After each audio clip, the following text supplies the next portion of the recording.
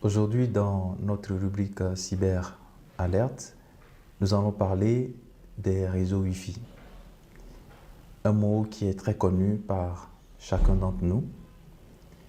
Et aujourd'hui, nous savons que Internet est un outil incontournable. Et quelle que soit sa forme, ça peut être par les mobiles, comme par exemple la 3G, la 4G, la 5G, ou soit par les réseaux fibres que les opérateurs branchent chez nous, ou ça peut être également par les satellites. En tout cas, aujourd'hui, Internet est un outil indispensable pour chacun d'entre nous. Et l'un des moyens qui est beaucoup utilisé pour rendre Internet accessible, ce sont les réseaux Wi-Fi. Et aujourd'hui, tout le monde arrive très facilement à se connecter à un réseau Wi-Fi avec son téléphone portable. Mais l'utilisation des réseaux Wi-Fi, la connexion au réseau Wi-Fi n'est pas sans risque. Et je vais vous présenter les différents risques auxquels vous pouvez être exposé quand vous utilisez les réseaux Wi-Fi.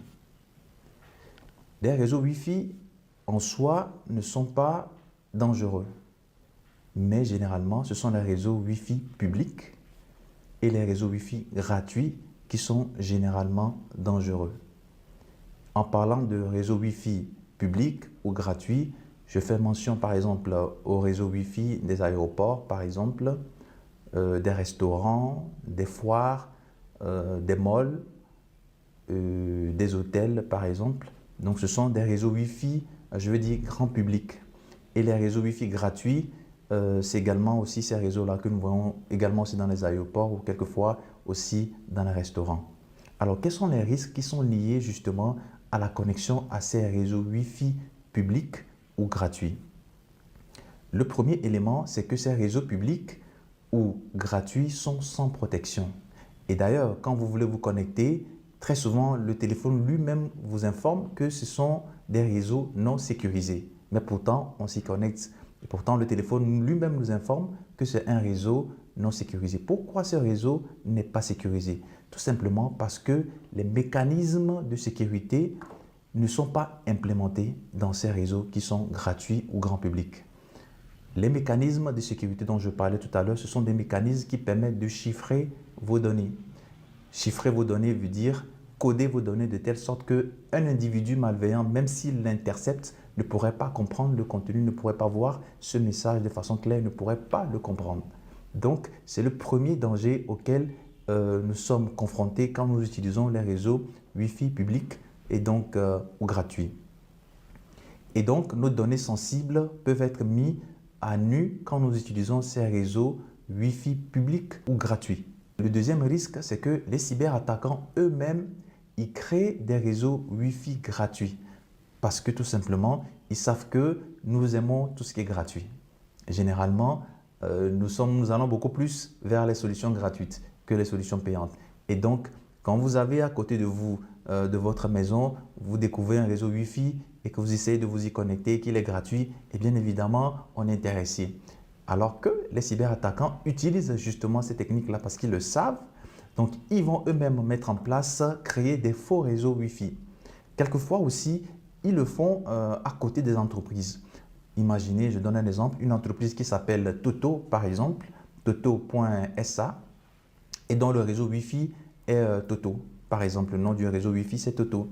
Donc, le cyberattaquant, lui aussi, va amener ses outils juste à côté de l'entreprise et créer aussi lui-même un faux réseau Wi-Fi qui va s'appeler Toto. Et donc, les utilisateurs, quand ils voudraient se connecter donc, à leur réseau, quand ils activent la détection de réseau Wi-Fi, ils découvrent deux réseaux Wi-Fi Toto. Bon, ils vont essayer de se connecter très rapidement et surtout que le second réseau Wi-Fi Toto est sans clé. Et vous n'avez même pas besoin de mettre de code pour vous connecter. Là, c'est beaucoup plus facile. Alors que le réseau Toto de l'entreprise, en voulant vous connecter, on va vous demander de mettre la clé et donc ça rend la tâche plus difficile. Donc très facilement, les utilisateurs, les employés vont se connecter à ce réseau Toto qui est sans mot de passe.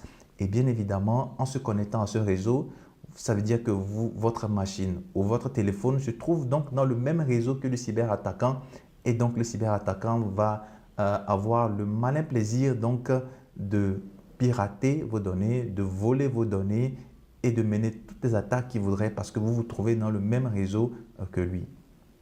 Alors, quels sont les conseils que je peux vous donner aujourd'hui en ce qui concerne l'utilisation des réseaux Wi-Fi? Il est très difficile de dire de ne pas se connecter au réseau Wi-Fi public.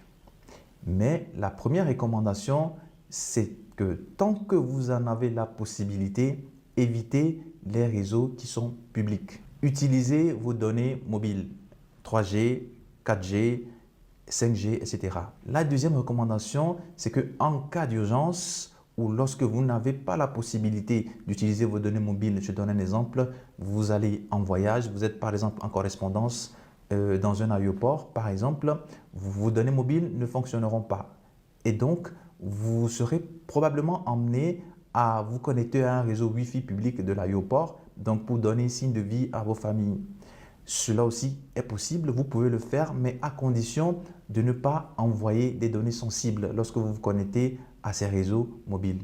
Ne pas envoyer de données sensibles, ne pas faire des achats qui vont demander l'utilisation d'une carte bancaire, ne pas le faire. Ne pas vous connecter à vos environnements numériques avec vos noms d'utilisateurs et vos mots de passe. Ne pas le faire tout simplement parce que quand vous le faites, le cyberattaquant lui aussi se trouvant dans le même réseau que vous pourra intercepter donc vos communications qui ne sont pas chiffrées et donc qui sont mis à nu et qui sont claires pour l'attaquant.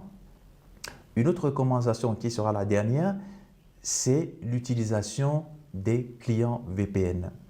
Okay? Le client VPN est un outil, une application que vous installez donc sur vos téléphones ou que vous installez sur votre machine. Le client VPN en fait va créer un réseau sécurisé qui va protéger vos informations sur Internet.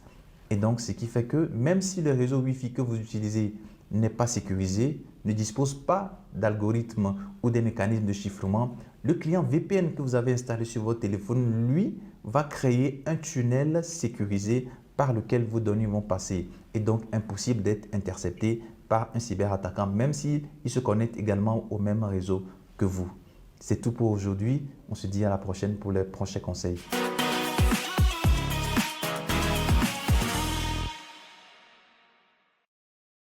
C'est fini pour Espace Digit de cette semaine. Je vous retrouve dans le prochain numéro. À très bientôt.